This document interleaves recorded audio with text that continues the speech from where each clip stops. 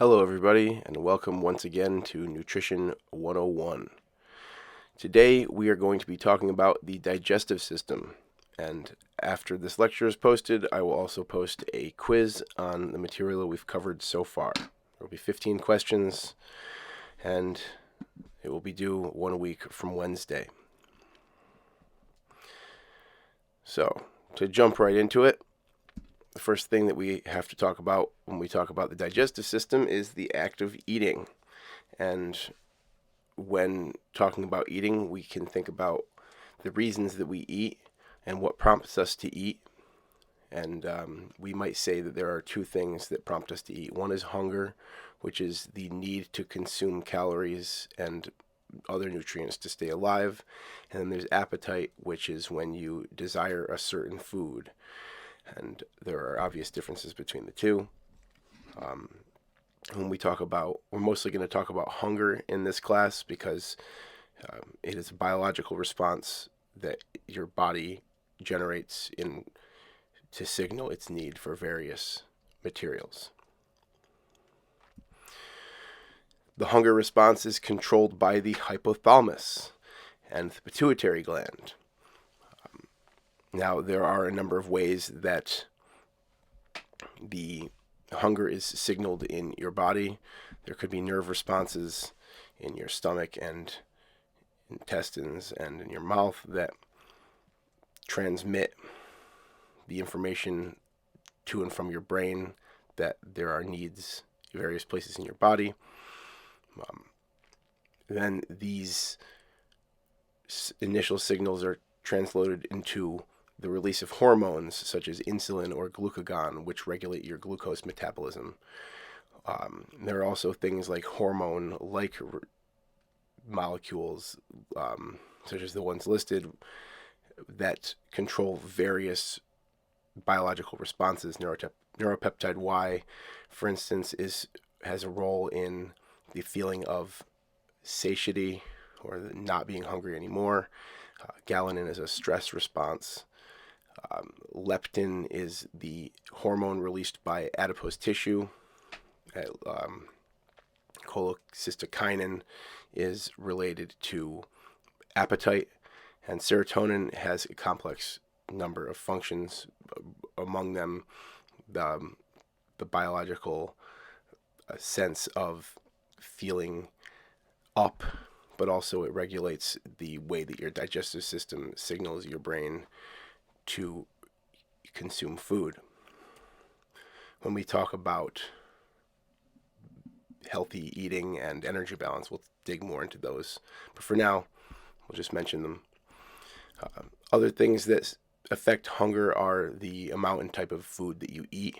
The things that have a high satiety value, meaning things that have a lot of fiber, fat, and water in them, tend to make you feel fuller and less hungry, whether or not they have a lot of other nutrients in them. And of course, the pituitary and hypothalamus are located in the brain, close to the brainstem.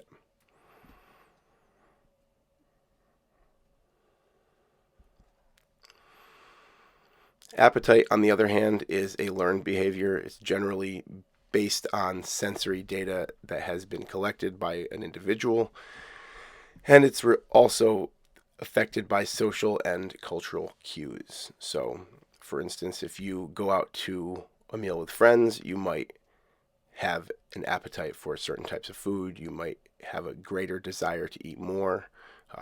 If you're at a all-you-can-eat buffet, you may feel under personal pressure or just availability pressure to eat as much as possible. This can obviously lead to problems, but also could just be a fun night out, depending on your other life choices. So, once we have eaten, what happens to the nutrients in our food?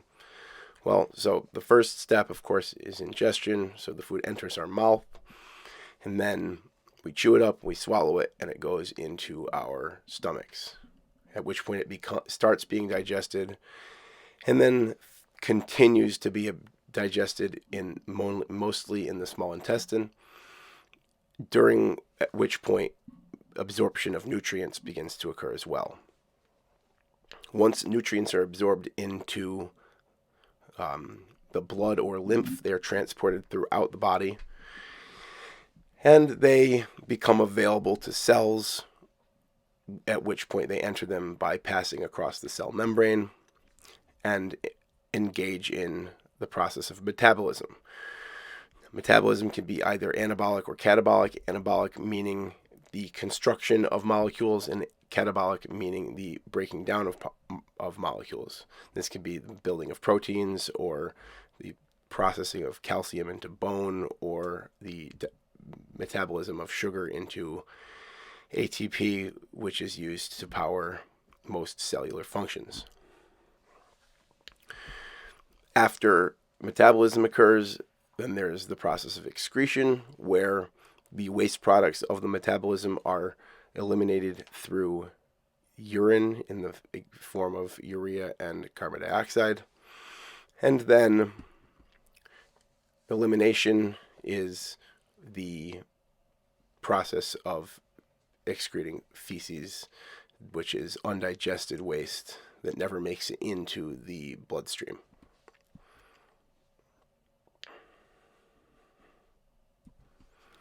And here is a diagram of the gastrointestinal tract, starting with the mouth, the oral cavity. We have the tongue here and the salivary glands. We have the esophagus leading to the stomach. Then from the stomach, we have the small intestine. While up here we have the liver and the gallbladder and the bile duct. The liver is very important in most metabolic processes. We also have the pancreas tucked in behind here. These both connect into the small intestine, which is shown here, leading up and down into this tangled mess. It goes around a bunch of times and then comes into the large intestine, also known as the colon, at which point the food passes through and has mostly water extracted from it, and then it reaches the rectum and passes out of the body through the anus. So the first part of this process, we'll talk a bit more about the mechanical act of eating. So obviously the mouth chews and mixes food with saliva. The salivary glands produce this saliva, which contains a mixture of water and starch digesting enzymes. So technically the first digestion starts to occur in the mouth, and in fact you can absorb some of the sugars produced by saliva and interacting with starch immediately into your bloodstream, which is why when you eat candy you suddenly have energy. Connected to the esophagus is the trachea, which is also known as the windpipe. It leads to the lungs. And the flap of skin that separates these two is known as the epiglottis, and it's the thing that protects our airway when swallowing. The esophagus is, of course, the long, smooth muscle tube that conducts food to the stomach. And at the bottom of it is something known as the lower esophageal sphincter. This opens and closes to allow passage of food from the esophagus to the stomach and prevents backflow. Then you have the stomach, which has glands that secrete acid, enzymes, and stomach fluid, as well as churning, mixing, and grinding the food into a liquid mass known as chyme. And at the other end of the stomach is a sphincter known as the pyloric sphincter, which allows the passage from the stomach to the small intestine. It also prevents backflow from the small intestine into the stomach. So here is the act of swallowing. So here in the first case, you have the person is chewing. Their soft palate is low. The food is in their mouth.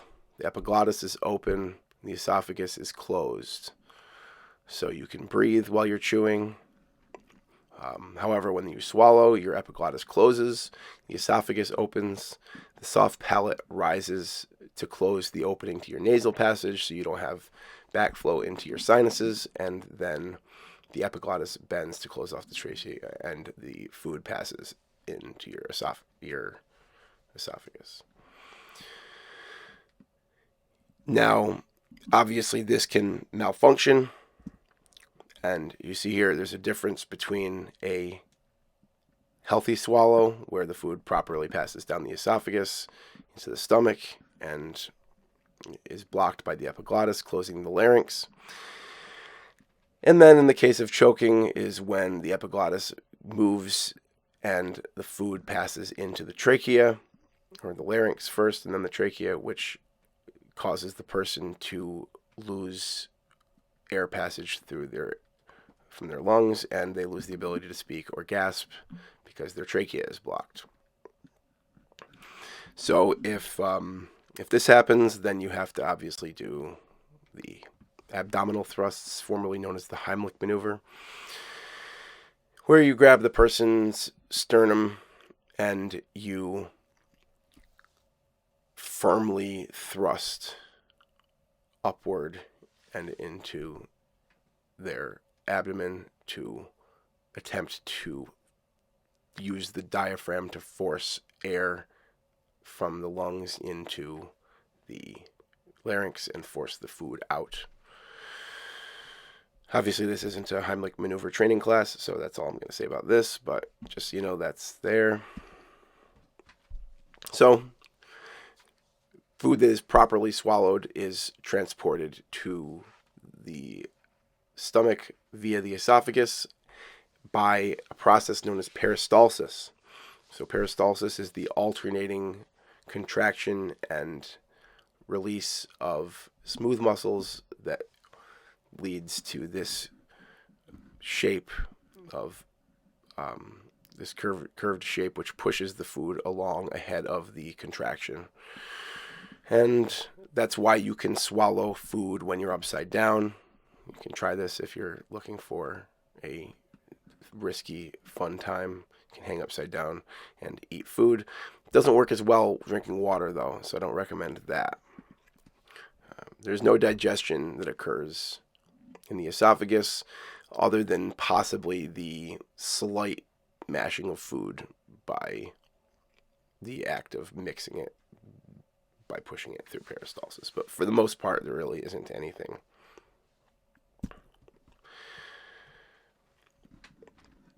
So here is just another diagram of the abdomen showing the liver and the stomach and the small intestine. So when it comes right down to it, the gastrointestinal tract is one long tube made of muscle. It's at least 26 feet long in adults, with the ileum being the longest part. The ileum is the central portion of the small intestine. It's separated into segments by sphincters and moves food by peristalsis and segmentation. The interesting thing about this tube is that if something is in the tube, it's not technically inside your body yet, because the tube is continuous, and the only way for anything to get from inside of your gastrointestinal tract to your bloodstream is for it to be absorbed through a membrane and transported by your blood. Which is why we have the vomiting and diarrhea responses, because if your body consumes something that is bad for it, it will reject that food and attempt to prevent it from entering the bloodstream. So say you eat something that has botulism in it, or some other spoilage component, and you don't know it, but you eat a portion of it before you realize that it's spoiled, your body would react to the toxins that it detects in that spoiled item by most likely vomiting, but if not, getting diarrhea and forcibly ejecting that food from your body before it has a chance to poison you with the waste product of the bacterial mold that is growing in it.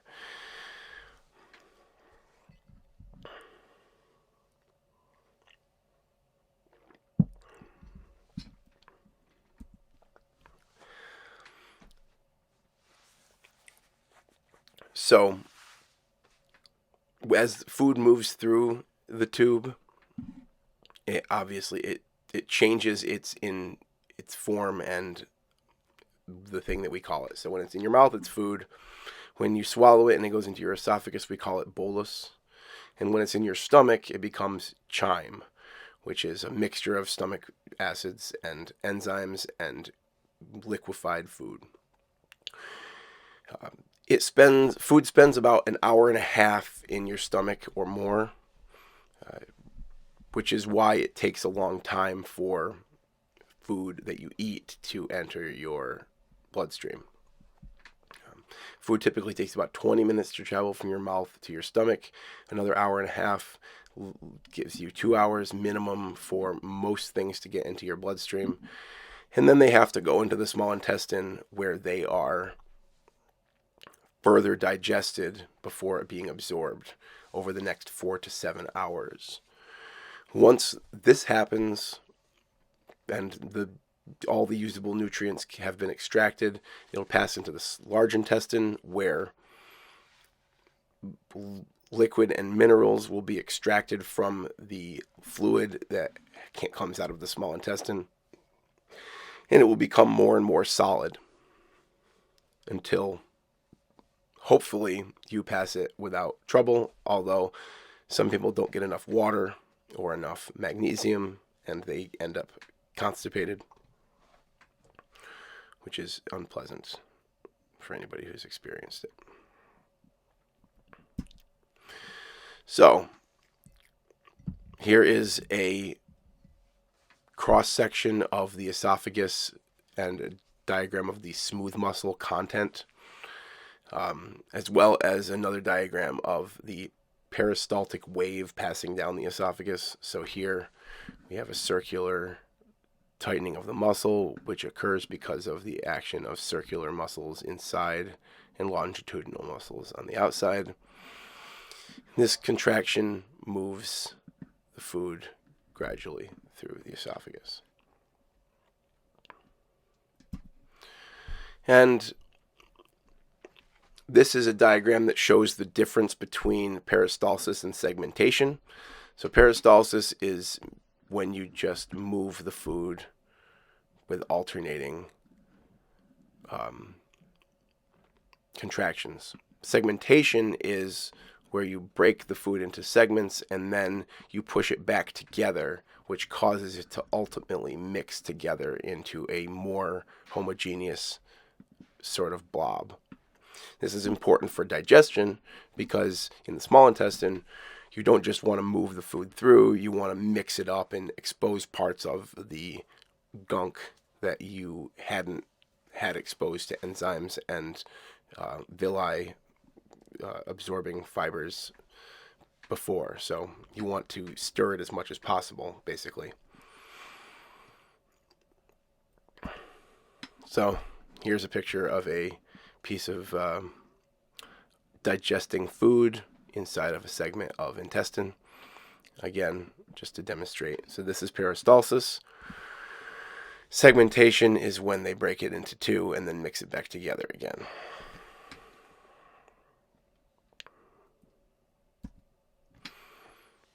So peristalsis happens everywhere in the GI tract because it's just smooth muscle moving food around. Segmentation only happens in the small intestine.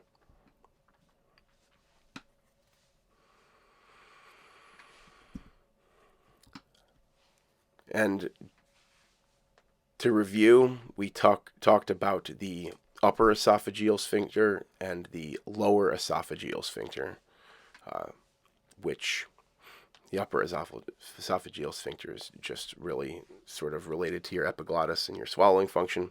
The pyloric sphincter, which goes between the stomach and the small intestine. The ileocecal sphincter, which goes between the small intestine and the large intestine. And the anal sphincter, which goes between the large intestine and the world.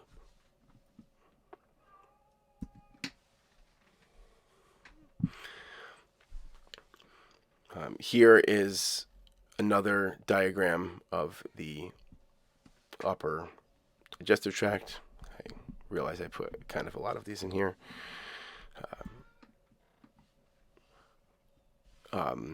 And here is a close-up diagram of the action of the cardiac sphincter or lower esophageal sphincter in the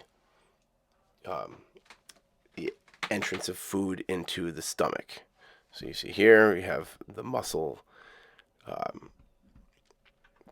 relaxes and contracts to open and close, and this is controlled by the action of longitudinal muscles pulling against ligaments that anchor the diaphragm to the esophagus.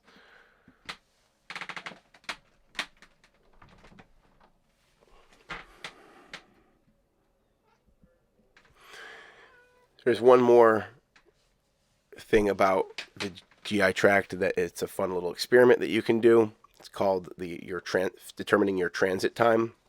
This is the time it takes for food to move from your mouth to your anus. And it's easy to determine if you eat a piece of corn whole and wait for it to come out the other end. That's a little bit of it's a little bit crude, but it is an interesting way to determine whether you are constipated, or just to determine what your normal transit time is, to then know whether you're constipated or whether you have diarrhea if it's not immediately obvious. You can also take fiber to alter your transit time. If it's too slow, you might want to increase the amount of fiber you're eating, or if it's too fast, you might want to decrease the amount of fiber you're eating.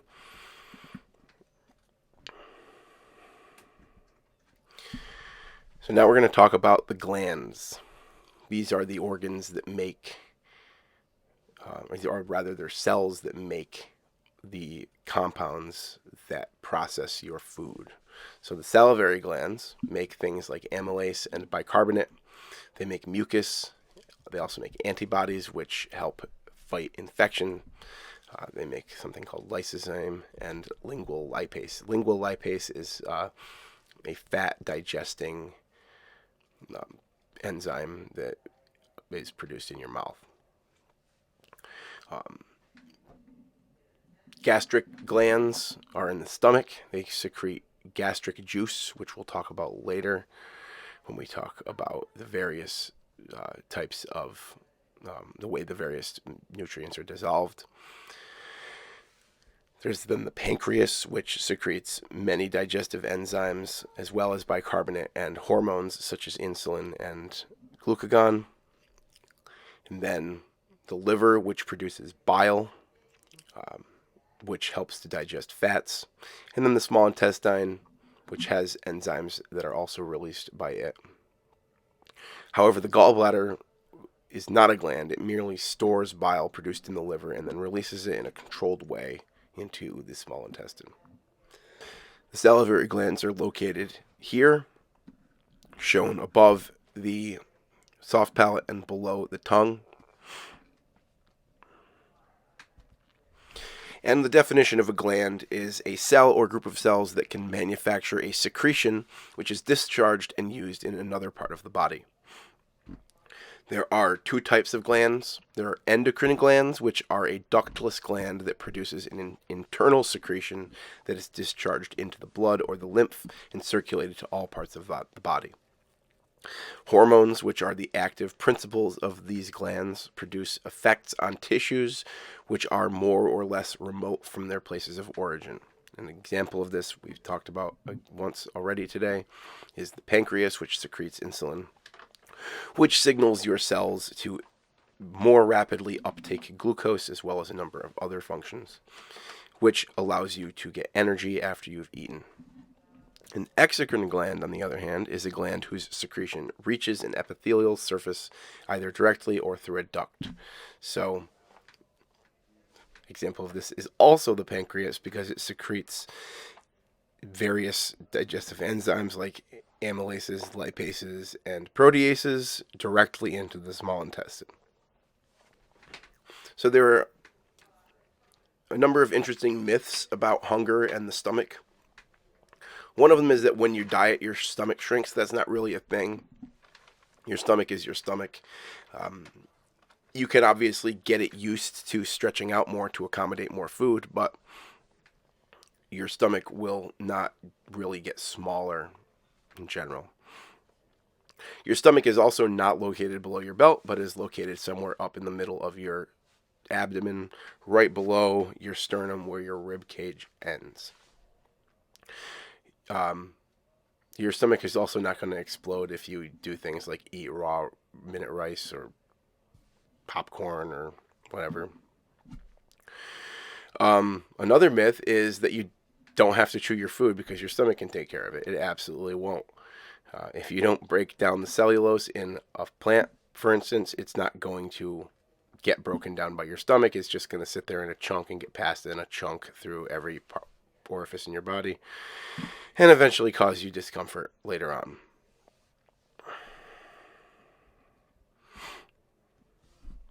Here are the muscles of the stomach. This one has diagonal, longitudinal, and circular muscles, which all contract linearly and can create amazing contortions of the stomach, which cause it to be able to mix your food up real nice. And here is a much grosser picture of the same thing. We have the stomach. It's right here. The diaphragm is up here. You have the esophagus coming in here. You have the liver here. A bunch of nerves like the vagus nerve coming in here. Something called the lesser curvature. You got the spleen over here. Nobody ever talks about the spleen. And the pyloric sphincter is down here, and leading into the duodenum, which is the first section of the small intestine, and a bunch of other stuff that I'm not going to talk about. So here's a diagram of the stomach churning up food after you've eaten it. Food passes in here from the esophagus through the lower esophageal sphincter into the stomach. The pyloric sphincter is closed. The esophageal sphincter closes. The muscles in the stomach contract, which forces the food to move around. So these are peristaltic waves that mix the contents of the stomach. At the same time, gastric juice is being secreted by the stomach, which contains things like pepsin and which initiates protein digestion, and gastric lipase, which initiates fat or lipid digestion. And then some small amount of water, minerals, drugs, and alcohol are also absorbed because the interior of the stomach is a mucous membrane and the cells are permeable in some small amount to all of these things.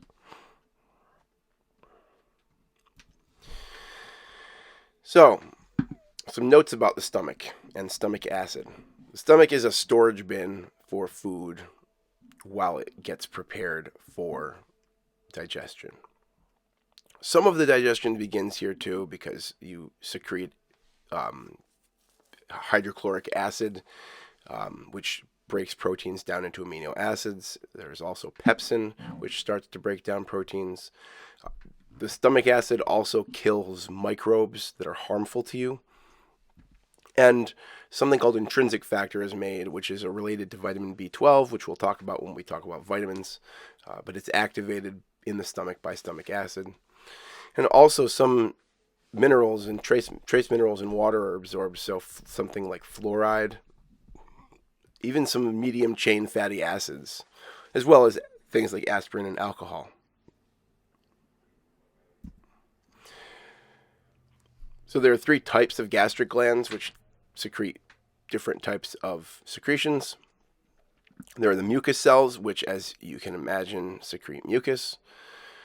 There are something called the chief cells, which secrete pepsinogen, gastric lipase, and chymosin, also known as renin, which is a protein that helps produce chyme. Pepsinogen is related to pepsin. In fact, it's a precursor to pepsin. And then the parietal cells produce the hydrochloric acid and the intrinsic factor.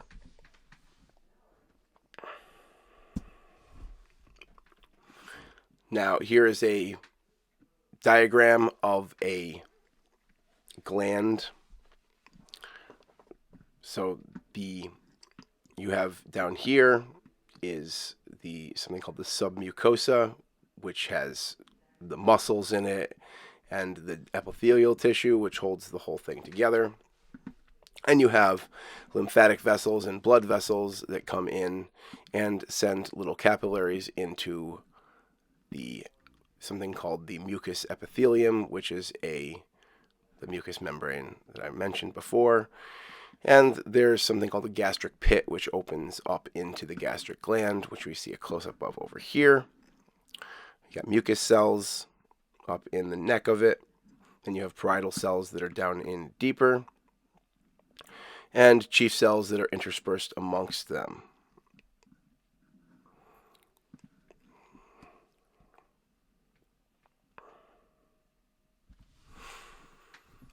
Here's another cartoon model. So here's the gastric gland that we see with the gastric pit and the mucous neck cell. So you have these mucus cells that produce a mucus layer and also bicarbonate, which is merely the form of carbon dioxide that's dissolved in most of your body fluids. It's slightly acidic.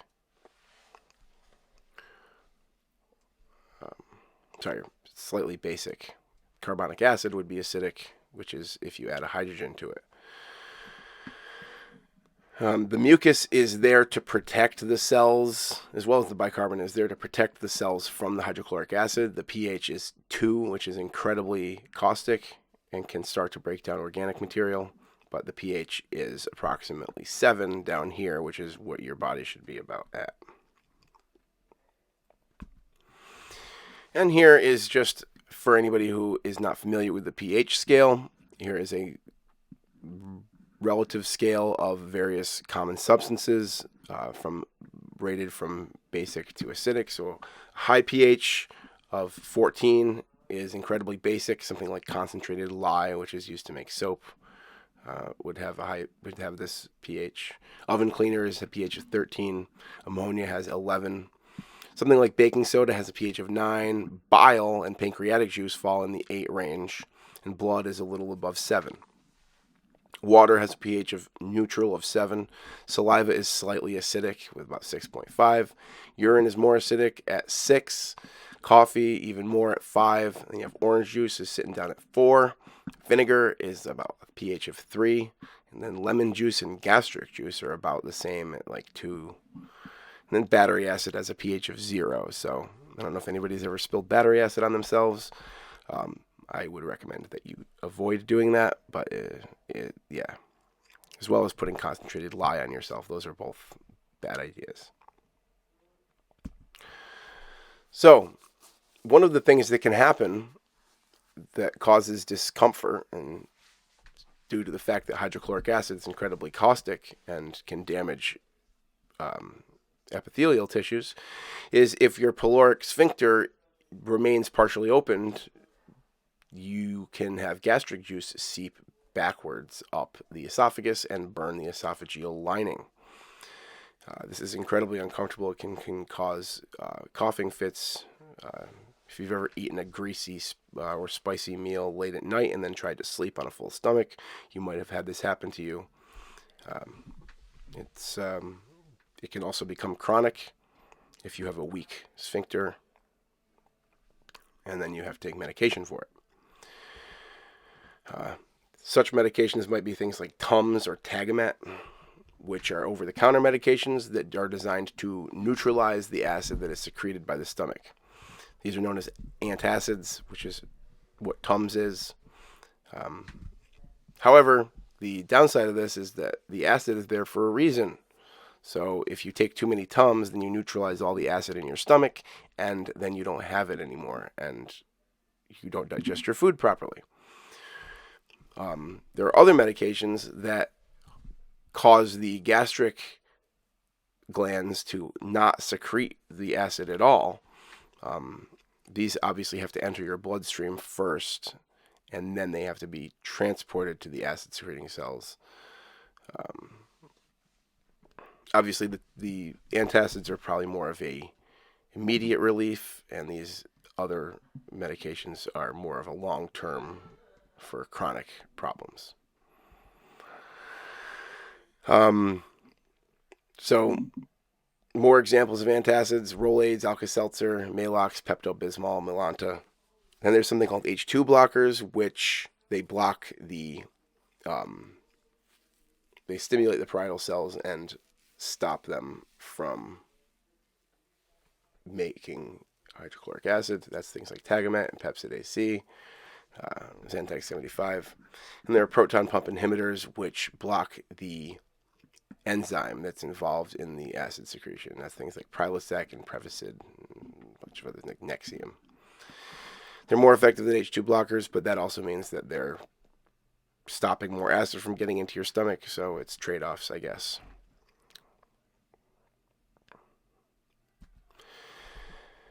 So the important point here is that acid is important in digestion and absorption, so a decrease in stomach acid can cause things like anemia and osteoporosis, just to name a few.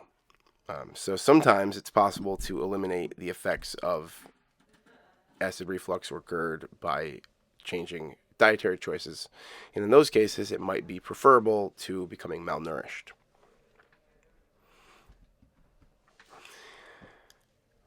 Here's another thing that can happen to you that's related to your stomach. There's something called a hernia or a hiatal hernia. And that's when a piece of your stomach bulges up through your diaphragm next to your esophagus, which causes significant pain. It also causes food and liquids to get trapped up in here and become septic, which can lead to inflammation and other problems. And in the severe case, the entire top half of your stomach can even bulge up in there, and this has to be surgically corrected.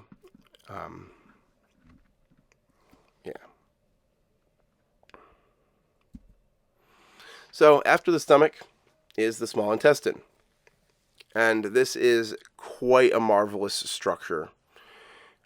It has a very, very large surface area, which is compressed into a fairly small space, which is designed for maximum absorption of nutrients. Thus, most of the absorption and digestion happens in the small intestine. And it has three sections: the duodenum, the jejunum, and the ileum, in this order. So, here's a diagram of the small intestine starting from the stomach. We have the gallbladder, which comes into the duodenum, along with ducts from the pancreas, which secrete digestive enzymes and bile into the duodenum, where it mixes with our food, and then it moves into the jejunum. At this point, it just gets moved and mixed around, and then begins to be absorbed. The things that the pancreas secretes are lipases to digest fats, amylases to digest carbohydrates, proteases to digest protein, and bicarbonate, which is secreted by the small intestine, which neutralizes the acidic chyme coming from the stomach to protect the mucous membranes of the small intestine.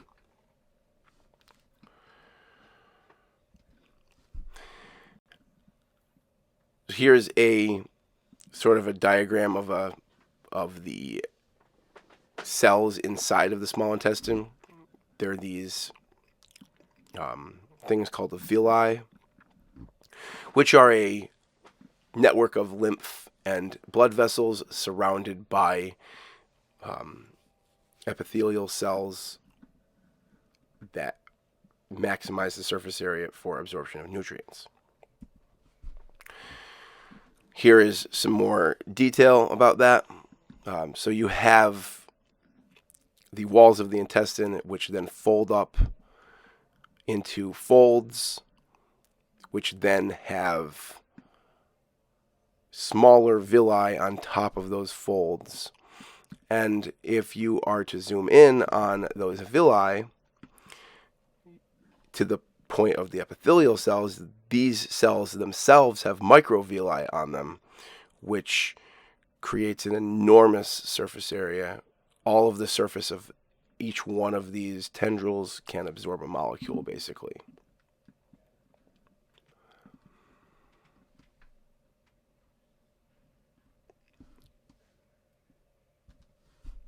And here is more on that. This is a photograph of an actual intestine.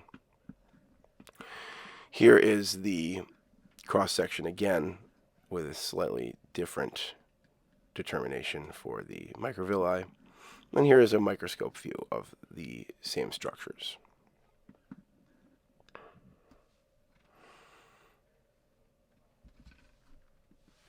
And that's actually just the same.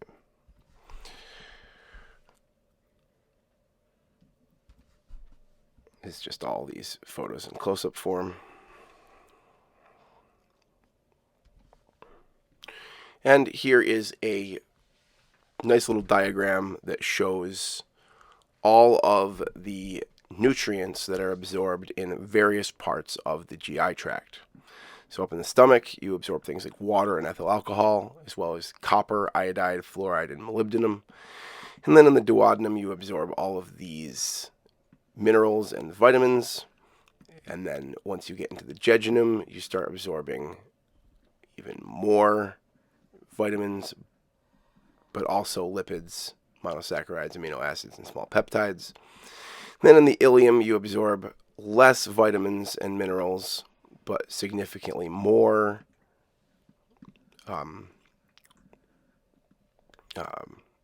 in the jejunum, you absorb significantly more macronutrients.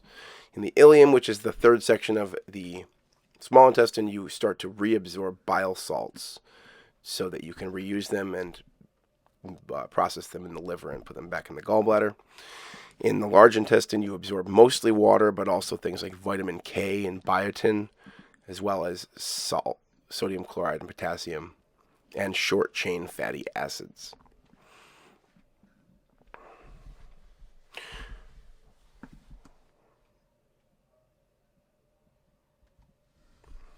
So, the large intestine, which is also called the colon, is the next set or section of the GI tract that we're going to talk about.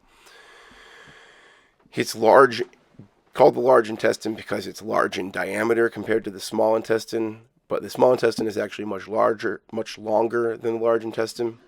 I said just a moment ago, the large intestine reabsorbs water and minerals.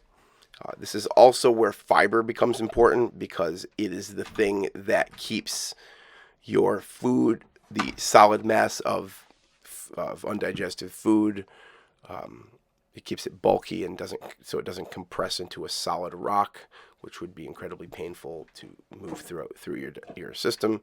It also feeds the bacteria that live in your colon, which keep the prevalence of other harmful bacteria and fungus from taking hold and making you unhealthy.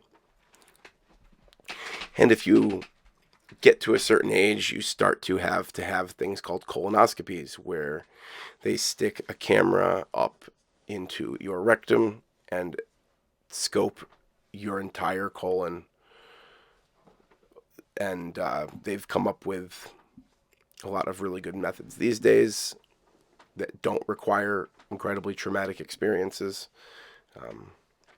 And it could save your life, because if they discover something like an ulcer or a polyp, then they can start some kind of treatment method that will hopefully help you not die of cancer, for instance.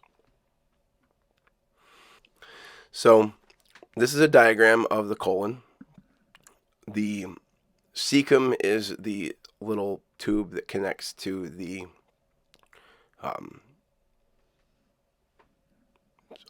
small intestine, and then you have the ascending colon, which goes up, the transverse colon, which goes across, and then the descending colon, which goes down. And then you have the sigmoid colon and the rectum, followed by the anus and anal canal. In this point, the intestinal bacteria digest remaining food particles and water and chemicals are absorbed into the bloodstream. The rest of the non-digestible matter forms feces, which are excreted through the rectum.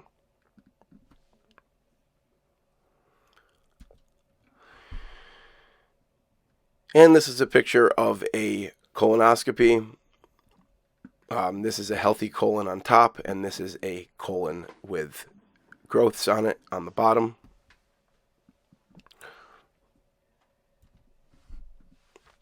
And there are a number of diseases that you can develop in your GI tract. One of them is GERD, also known as gastric reflux. There's also ulcers, which are when stomach acid burns a hole in the stomach lining, which causes a sore to form. This can happen in the stomach and in the duodenum. There's something called celiac sprue, which is when you can't digest the protein gluten, which occurs in wheat and several other grain crops, and this causes irritation to your small intestine, which can lead to scarring. There's Crohn's disease, which is a deterioration of the smooth muscle of the GI tract. There's something called ulcerative colitis, which is where you get ulcers in your colon. And then there's irritable bowel syndrome, where certain foods cause you to have a negative experience in the bathroom, leading to difficulty defecating or frequent defecation or other things. This is a picture of an ulcer, or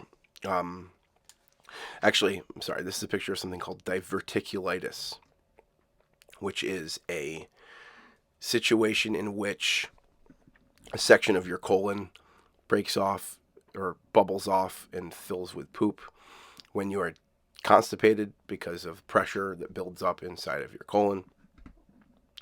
And it's no fun. I actually had a better picture for this, which I'm going to pull up real quick here.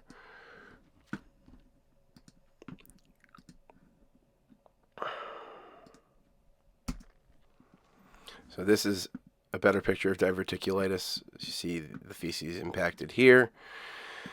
And there's these little bubbles that form that fill with chunks of poop and lead to inflammation and infection. It's a promotion for eating enough fiber in your diet. This is what they look like. You don't want it. And this is a nice diagram that shows the way that fluids and nutrients are transported by your blood and lymph throughout your body to various regions. So you see the heart pumps blood out to the lungs. It pulls deoxygenated blood in, pumps it out to the lungs, where it comes back into the heart, reoxygenated, and then gets pumped to the rest of the body through the aorta to places like the liver and the stomach and the digestive tract. The nutrients that are absorbed here get transported on. They get transported from the stomach to the liver. They also get transported by the lymph into the deoxygenated blood, where they get pumped through the lungs and back into your system. Things that get absorbed into your lymph are obviously, they take longer to get into your bloodstream. Things like large fats, like saturated fats, go into the lymph and take a long time to digest, which is why it's so hard to eliminate them.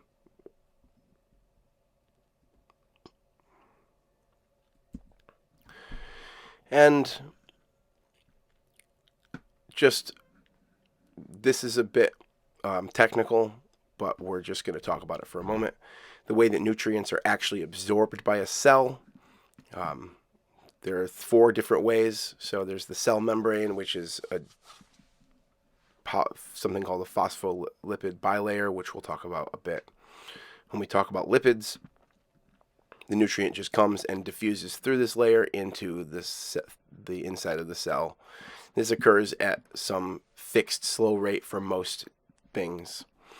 There's also something called facilitated diffusion, where there's a carrier protein in the cell membrane which opens to allow specifically that nutrient to go through because of specific shape requirements, for instance. Then there's something called active transport, where you have an expenditure of energy in the form of ATP, which causes a protein pump to basically suck that nutrient through the membrane, even if the chemical conditions would normally prevent it. And then for large, chunky things, you have something called endocytosis, where a section of cell membrane will actually chunk off and engulf the nutrients and float away into the cell, the interior of the cell. So I've shown each of these in close up here. So this is passive diffusion with the nutrient moving through the cell membrane, facilitated diffusion with the nutrient passing through a carrier protein,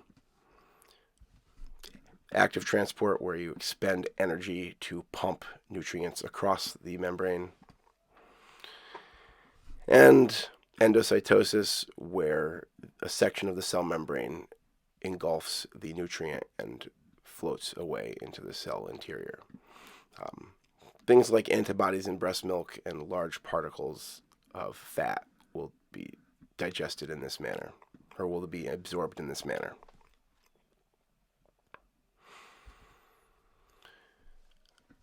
This is a summary of enzymes produced in the gastrointestinal tract and the action they have in your body. We've talked about most of these at this point. In the mouth, you have salivary amylase, which acts in the mouth to digest starches.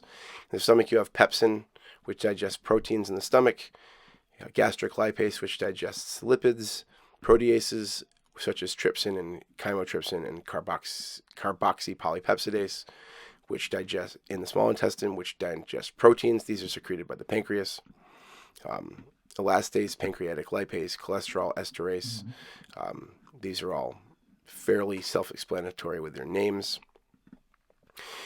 And then the small intestine itself also secretes various enzymes like carboxypepsidase, aminopepsidase, and these digest various macromolecules as well.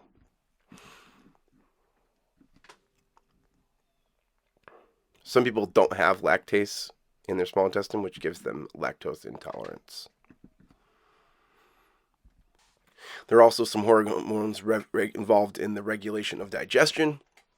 Among them are things like gastrin, which are produced in the stomach, which stimulates the secretion of hydrochloric acid, and pepsinogen, which is the inactive form of pepsin. Stimulates gastric mobility, promotes proliferation of gastric mucosal cells. Then you have something like secretin, which is produced in the duodenum, which targets the pancreas and stimulates the secretion of pancreatic bicarbonate, which neutralizes the acidic chyme.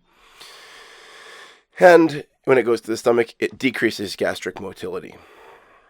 And then you got cholecystokinin, which is produced in the small intestine, targeting the pancreas, which stimulates the secretion of digestive enzymes.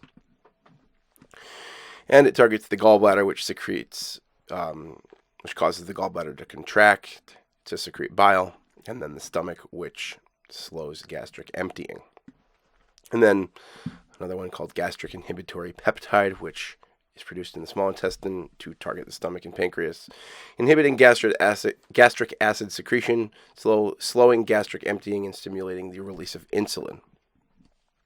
So these are all involved in keeping your GI tract functioning properly. And then here is a summary of the nutrient absorption in the gastrointestinal tract. Stomach, mostly alcohol and water. Small intestine is things like calcium, magnesium, iron, and minerals. Glucose and monosaccharides, as well as disaccharides, proteins, amino acids. We'll talk about all these in turn when we talk about the specific nutrients. And here is a diagram of, and the next is followed by a short explanation and summary of each eating process. So in the mouth, you chew and swallow with little digestion. Carbohydrate digestion begins because of salivary enzymes like amylase. And fibrous materials are crushed by the teeth, which expose the nutrients inside them. Oh, sorry. Then in the stomach, which collects and churns the food and starts to digest, you have carbohydrate digestion, protein digestion, and fat digestion from small amounts of the gastric juice enzymes. Then in the small intestine, you have digestion and absorption. So many of the sugars and starches will become digested down to their primary components and absorbed into the bloodstream. Fats will begin to be digested in earnest, and protein and amino acids will start to get absorbed by proteases, and then this is where minerals and vitamins start to get absorbed. And then in the large intestine, you start to reabsorb and eliminate. So you reabsorb fluid, the fibers will sometimes get broken down further by bacteria and turned into nutrients or vitamin K or antibiotic molecules to kill pest parasites. And then after that, most of the fibrous material and anything left over passes through and out and excreted as feces.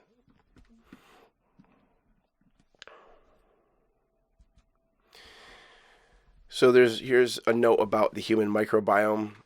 This is the population of 100 trillion microorganisms that live in our gut, mouth, skin, and elsewhere in our bodies. These are essential for the proper functioning of our bodies and our immune systems, and are really the first line of defense against pathogens. There are also things like flesh-eating bacteria that live on your skin that eat your dead skin cells, and if we didn't have them, we would all just be flaking off dead skin at all times, which is really gross, which is why you love bacteria on your skin. Some of these bacteria also synthesize essential vitamins and minerals, or vitamins and nutrients. You can't synthesize minerals because they're elements. And for every cell that we have, there are 9 microorganism cells. So really, I mean, by democracy, we are mostly bacteria and fungus with just a little bit of human.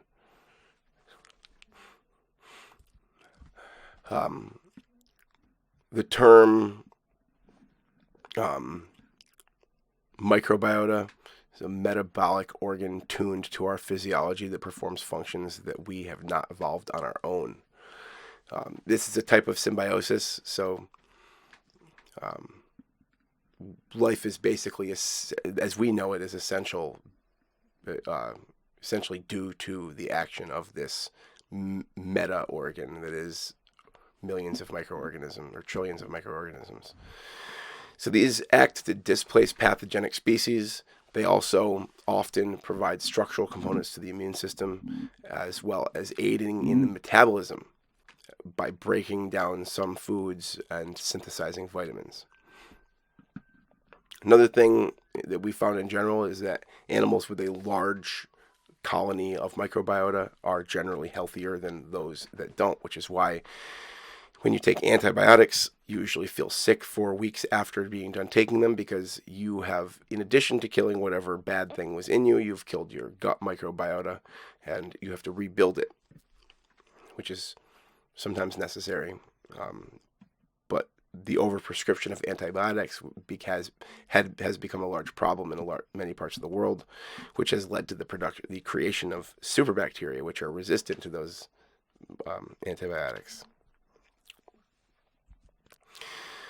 So there are things called pre- and probiotics. The origin of these is bacteria isolated from fermented dairy and fecal samples in breast milk. There are also yeasts like Saccharomyces boulardii, which is isolated from animals. There aren't any GMO probiotics currently, meaning we haven't genetically engineered our own strains of these bacteria. These are regulated under the DSHEA, and they're not normally found in the GI tract, so you must continually provide and encourage them with prebiotics such as soluble fiber. There's no standard dose for them yet, but we do know that they seem to be helpful. This is why people drink kombucha, especially people that are vegans or vegetarians, because normally you would get these pre and probiotics from the consumption of from really any dairy, but slightly fermented dairy and other things like that. Yogurt is another good example of a probiotic material. And those bacteria feed on things like soluble fiber, which is why it's called a prebiotic. Some of the actions and effects of probiotic bacteria are to colonize the gut, which crowds out pathogenic bacteria to provide and prevent their adhesion to the gut wall. They also metabolize fibers to produce lactic acid, which is important for metabolism. They produce short-chain fatty acids in the same way, and also methane gas. This inhibits the growth of pathogenic bacteria because lactic acid will sort of starve them out. They also produce antibiotic proteins that will kill other bacteria, which decrease their numbers, and they use up all the nutrients, so they starve out those pathogenic bacteria as well. And many times they will actually enhance your immune response and improve your ability of your body's immune system to destroy those same pathogens.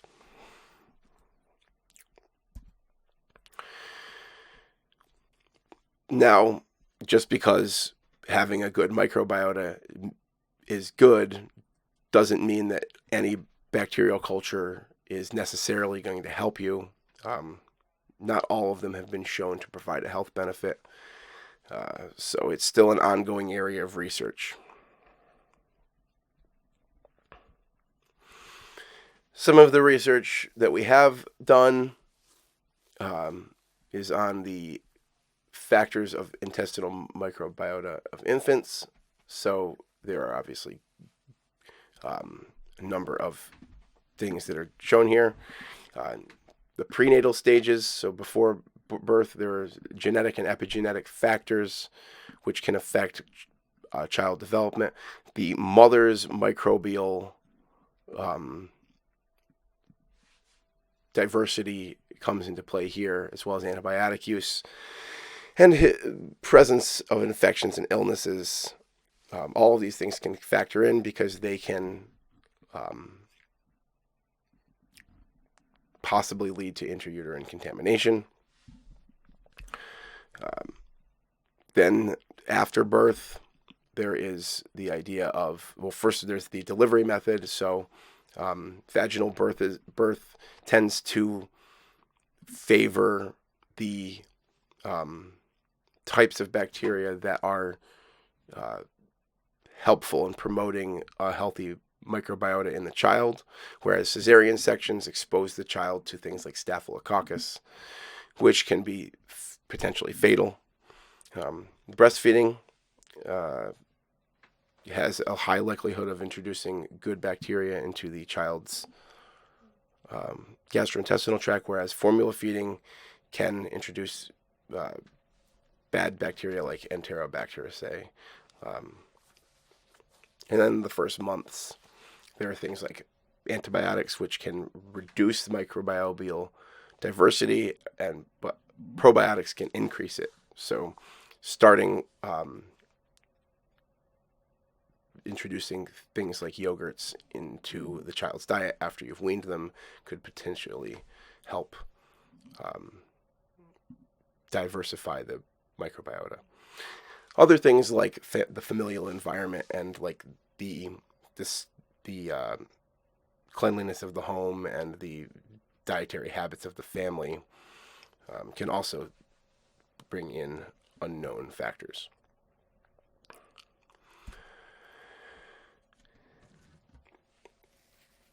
So one last thing that I'll talk about is the implication of a disruption in the microbiota in the presence of irritable bowel syndrome. This is because there are things called FODMAPs, which is an acronym that stands for fermentable oligosaccharides, disaccharides, monosaccharides, and polyols, which are all types of carbohydrate that your body doesn't naturally break down, but are fermented by intestinal bacteria into compounds that then irritate your intestinal lining and cause you to have gastrointestinal distress. And there are many different ways to determine whether which, if any of these FODMAPs are affecting you, by eliminating a number of different types of fruits, vegetables, cereal grains, milk products, and other artificial sweeteners and things. And introducing some of these foods on the bottom here, which tend to have more digestible carbohydrates and soluble fibers that won't irritate your stomach. This is just a description of what counts as each of these. So fermentable oligosaccharides are things like fructose chains. Disaccharides are lactose and high fructose corn syrup. Monosaccharides are just raw sugars. Polyols are things like sorbitol, mannitol, maltitol. These are all artificial sweeteners or organic sweeteners. And lastly, I'm going to mention the effects of stress on your nutritional health and in general, your general health. So our brains are hardwired for survival. We have the fight or flight mechanism, which leads us to react to overstimulation as if we are under attack. So this causes the release of cortisol, which is a stress hormone that makes us crave foods with high fat, sugar, and salt, yet lowers our overall hunger. So, for instance, it makes you not hungry in the morning, so people will skip breakfast and then they'll just snack throughout the day on these foods that are high in salt, fat, and sugar.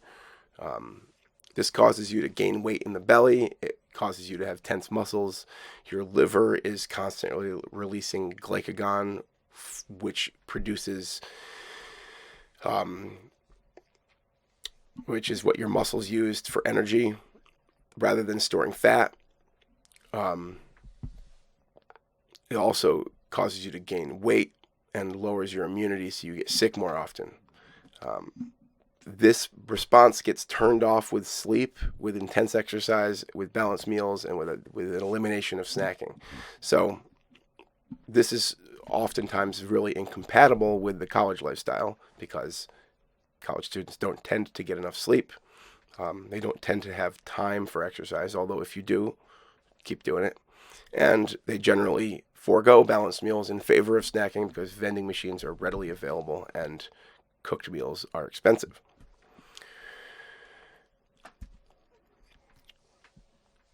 There are a number of signals that you can cue in on to determine whether you're chronically stressed, but you probably know already. If you're skipping meals because you're rushed or you're just eating out of habit, that's a good signal. If you're not drinking water, that's another signal that you're stressed because you're not thinking about drinking water and it's easy to become very dehydrated. If you're eating a lot of fast food, these are high in salt, fat, and sugar, which is craved when your body releases cortisol. This causes, when you gain weight in your stomach but not on your arms and legs, that's another sign that you are stress eating. This can also cause you to lose muscle strength because your metabolism is disrupted and you might be more likely to digest your own body muscles instead of properly digesting body fat. Not being hungry when you get up, if you have blood sugar spikes throughout the day, and if you're sick frequently. One thing that you can do that might help is switching from coffee to tea because it doesn't trigger stress hormones like coffee does. But I know that that's probably an unreasonable request for most of you because coffee is life in the Northeast. But that's just a little piece of information for you. You can take it as you will. So that's the end of today's lecture. I'll be posting a quiz within the next day or so, and it'll be due in a week. So thanks for tuning in, and I hope everybody has a good night.